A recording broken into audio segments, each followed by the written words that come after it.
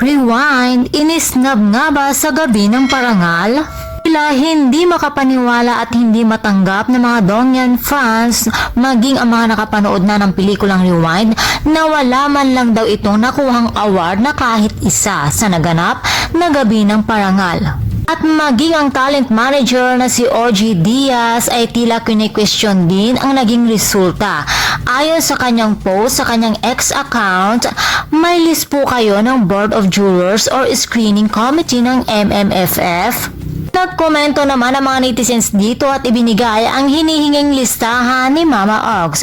Isa kaya si Mama Ogs na nag-expect na makakauwi ng award ang Rewind dahil nga naman madami itong positive reviews at number 1 pa ito sa takilya. Ayon naman sa mga naging komento ng iba, ang importante daw ay nagustuhan ng moviegoers dahil sila ang nagbabayad for movie companies or producers.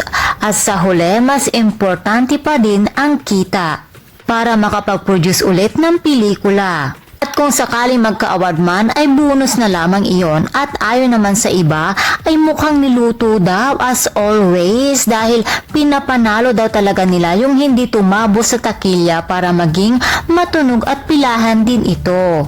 Tatandaan daw na kada may pelikula si Vice Ganda ay focus na lang siya sa kinikita isa sa makakuha ng awards. At dahil nga naman sa number 1 ang Rewind, kaya ibinigay na lamang daw sa ibang pelikula na nanganganib para pilahan din ito ng mga manunood. Dahil kung tutuusin nga naman, deserve daw na makakuha ng award ang Rewind, subalit ayon naman sa iba, hindi lang naman daw ito ang award giving bodies.